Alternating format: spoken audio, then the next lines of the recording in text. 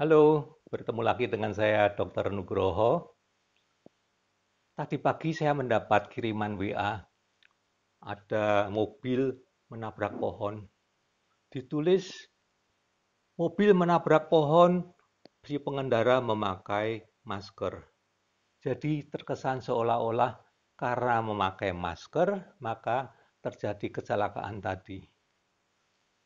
Seumur hidup saya yang sudah tua ini, saya melihat puluhan atau bahkan mungkin lebih dari 100 kecelakaan ya.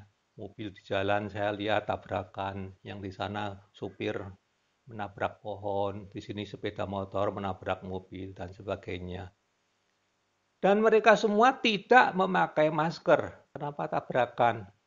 Jadi sama saja orang tabrakan itu ya tabrakan, bukan karena memakai masker ya.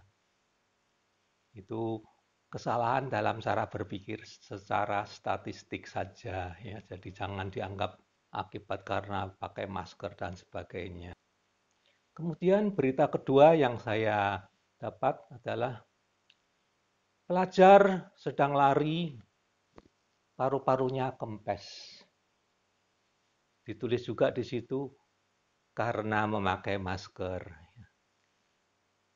Mari kita bicarakan masalah ini.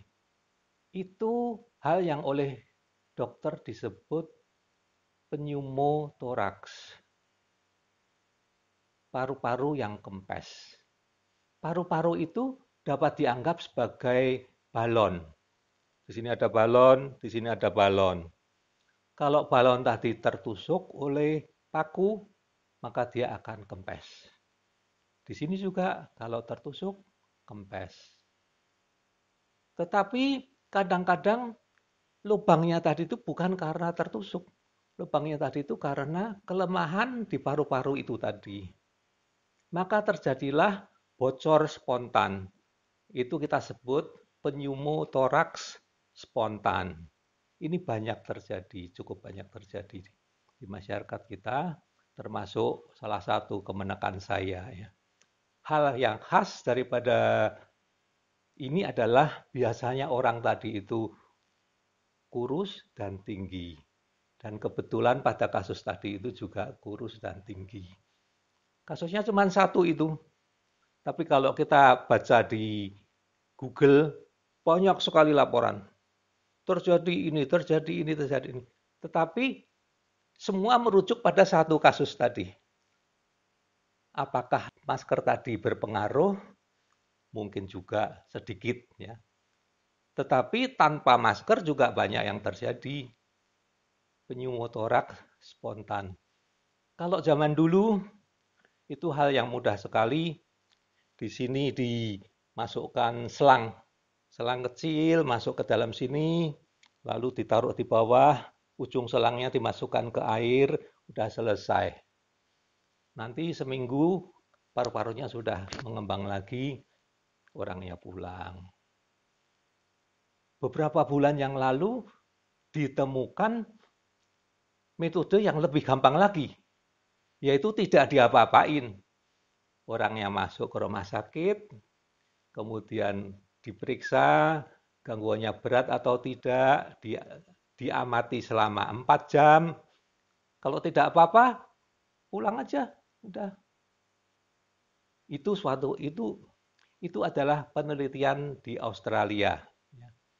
Ada sekitar 600 orang kalau tidak salah ya, 600 pasien yang separuh tanpa obat apa-apa tadi, yang separuh dikasih selang dari sininya.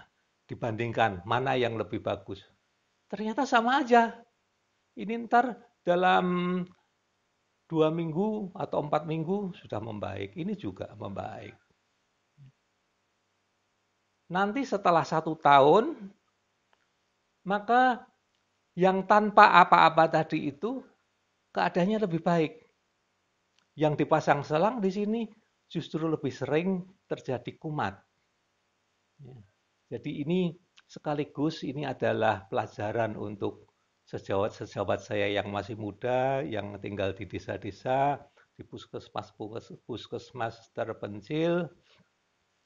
Kalau ada kasus pneumotoraks, jangan bingung, Dilihat saja, kalau tidak ada masalah berat, suruh pulang saja. Tentu saja tidak boleh terlalu banyak berolahraga dahulu sampai sembuh ya. Nah, itulah dia kasus pneumotoraks.